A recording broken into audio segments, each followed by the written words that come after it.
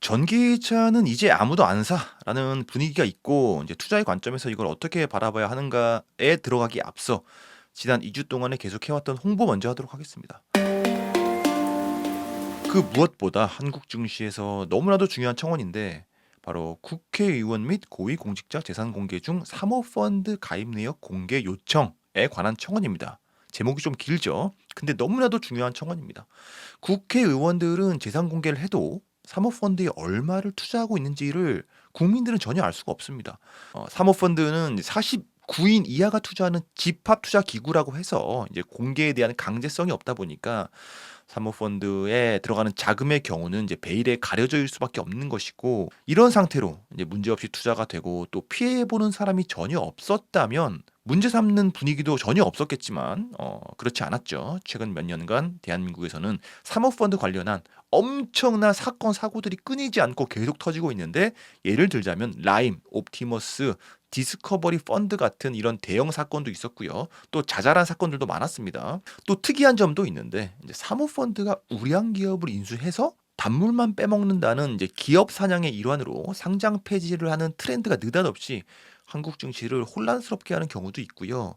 그 외에도 공중파 언론에서도 수차례 다뤄질 만큼 사모펀드의 문제의 심각성에 대한 목소리가 점점 더 커지고 있는 중이고, 이제 급기야 금투세 위반과 관련해서도 사모펀드가 배후에 있다라는 강력한 의혹이 제기되면서 이런 청원까지 등장해버린 것이 방금 소개드린 사모펀드 청원의 맥락입니다. 그냥 줄여서 사모펀드 청원이라고 하겠습니다. 사모펀드의 규모는 실제로 지난 정권에서, 그러니까 문재인 정권에서 비대해진 바가 있습니다. 이건 팩트입니다. 그래프를 보시면 알 수 있고요. 느닷없이 사모펀드가 특정 정권에서 굉장히 많아집니다.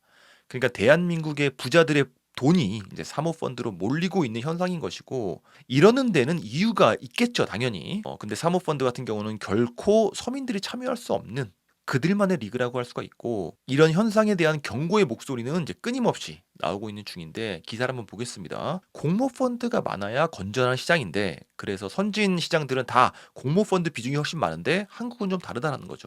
한국은 공모펀드는 고사 직전이고 자금의 구성이 베일에 쌓여 있는 사모펀드가 범람하게 된 한국 증시의 현실인 것이고, 또 이거에 대한 경각심을 주는 기사라고 볼 수가 있고요. 얼마나 심각한지를 알 수가 있는 겁니다. 이런 기사가 굉장히 많습니다. 그리고 또 황당하게도 대한민국 부자 1등이 MBK 파트너스라는 사모펀드의 수장입니다. 가장 사업성이 뛰어나고 규모가 큰, 가장 많은 일자리를 창출하는 삼성전자의 수장이 부자 1등이 아니라 사모펀드 MBK 파트너스의 수장이 이제 대한민국 부자 1등이라는 부분에서 대한민국 금융이 얼마나 지금 기형적인 상황인지를 또 엿볼 수가 있는 것이고요. 재화나 서비스를 생산하고 또 제공하는 그런 회사가 아니라 돈 넣고 돈 먹는 사업이 이렇게까지 강력해진다면 반대급부에서는 열심히 일하는 사람들의 돈이 돈으로 돈 버는 사람들의 주머니로 이동하고 있음을 반증하는 대목이라는 겁니다. 요약해보면 한국 1등 부자도 사모펀드고, 지난 정권에서 사모펀드의 규모가 급증을 했고, 국회의원과 공직자들이 사모펀드랑 이제 연루된다라는 기사도 끊임없이 나오고 있고, 사모펀드는 멈출 기색이 없이 계속 새로운 돈 놓고 돈 먹는 전략을 선보이면서 동시에 피해자들은 속출을 하고 있는 것이기 때문에 이런 악순환을 끊어내기 위해서 금감원의 이복현 원장은 이 사슬을 끊어내야겠다라고 결심을 한 상황이고요. 국민 차원에서도 경각심을 느끼고 목소리를 내줘야 더 큰 힘이 발휘될 수가 있겠다. 이 모든 악순환은 공직자들의 사모펀드 투자 관련 공개를 하라는 이 법안만으로도 충분히 해결될 수가 있는 문제입니다. 국회의원이나 공직자들이 투명하게 실명을 공개하고 사모펀드를 투자해야 된다면 투자를 안 하겠죠. 왜냐하면 이것이 문제가 될 수가 있으니까.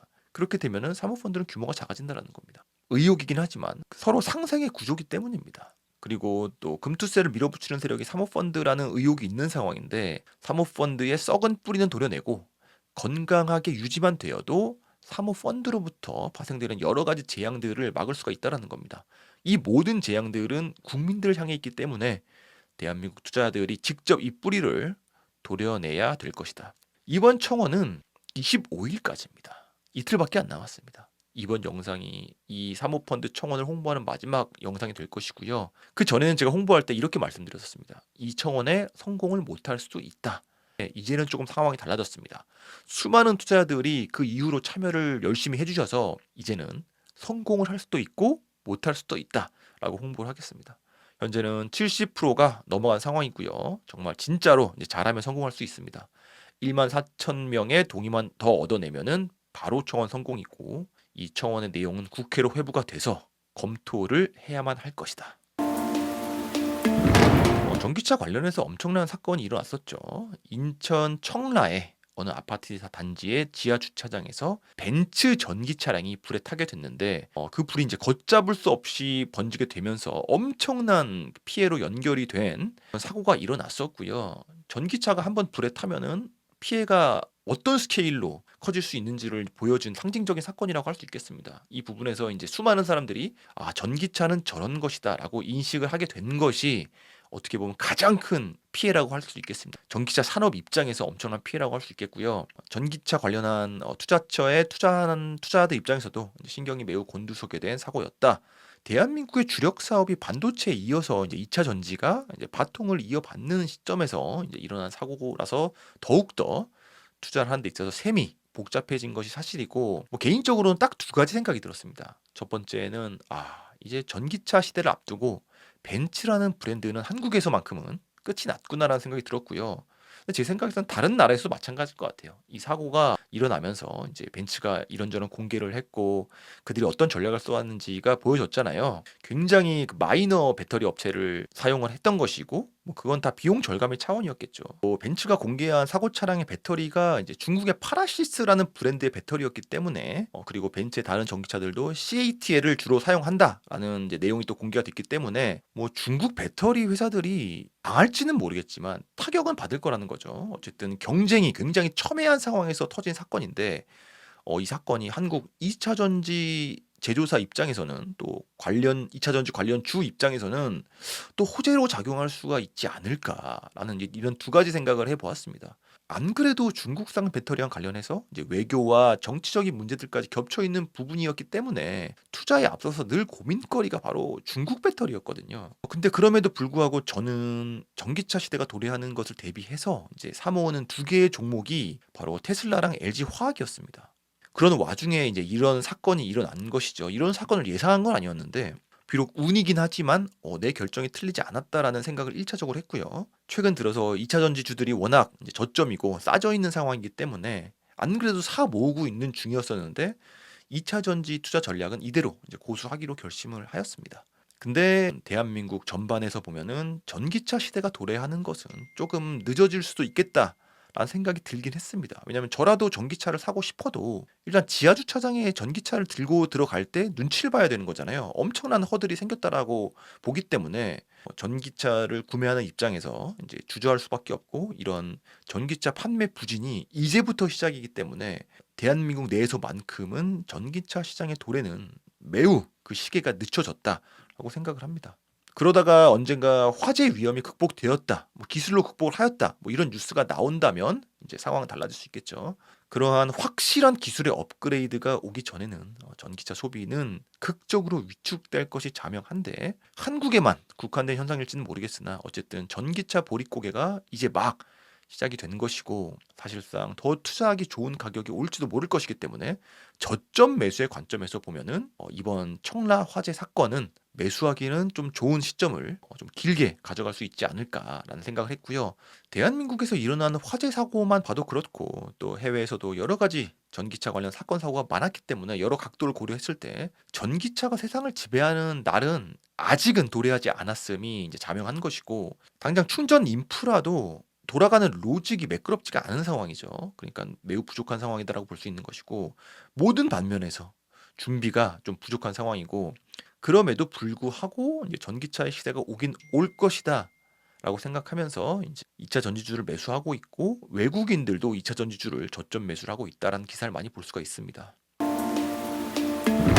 가장 직접적으로 투자자들에게 와닿는 재료는 바로 미국 대선입니다.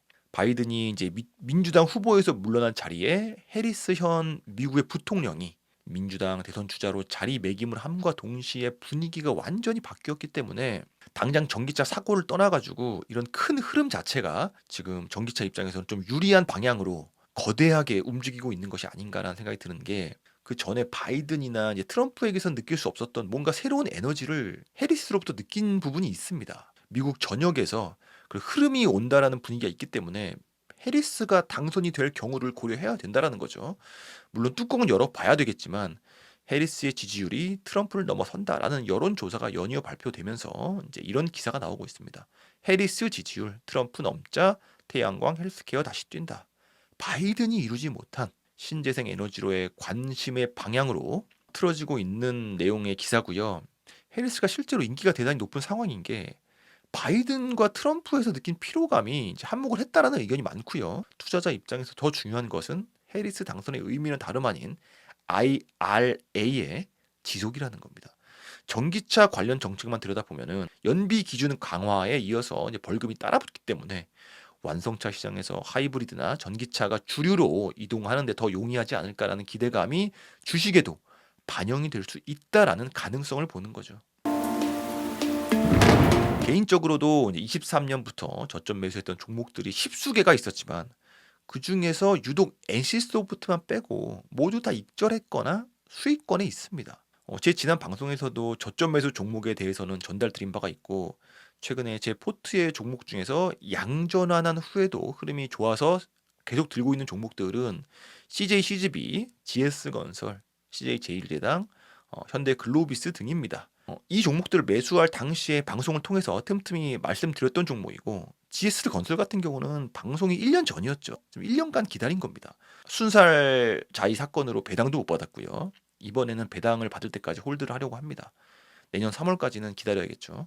현재 제가 저점 매수의 관점에서 매집을 하고 있는 2차전지 종목은 바로 LG화학입니다. 테슬라도 떨어질 때마다 사 모으고 있는 중이고요. 한마디로 2차 전지주 주가는 부진한 상황이지만 말을 바꾸면 들어가기 좋은 타이밍이라고 볼 수 있겠습니다. 최근에 2차 전지주들이 바닥을 찍고 반등을 하는 추세를 보여주고 있습니다. 허나 전기차 시장이 갑자기 호전될 거라는 생각이 들지 않기 때문에 이런 반등의 흐름이 이어질지는 알 수가 없는 것이고 다만 잠시 쉬었다가 또 떨어지는 경우가 오면은 주워 담을 뿐이다. 장기적인 재료로는 이제 해리스의 비상을 준비하면서 신재생 에너지 그 중에서도 특히 대한민국의 주력 산업의 한 축인 2차 전지의 비상을 저점이 지금 눈여겨봐야 된다. 저점 매수라는 전략으로 투자를 하면서 느낀 점은 서두를 필요가 없다라는 겁니다. 어차피 한번 바닥을 기면은 그 관성 때문에 꽤 오래 바닥을 기게 되고 본격적인 반등을 하기까지는 속도보다는 인내가 필요한 전략이라고 말씀드리고 싶고요. 빠질 때마다 안테나를 세우고 틈틈이 조금씩 담아가는 전략으로 2차 전지 주에도 한번 접근을 해보도록 하겠습니다. 오늘 방송 여기까지고요. 도움이 되셨다면 구독과 좋아요 부탁드립니다. 감사합니다.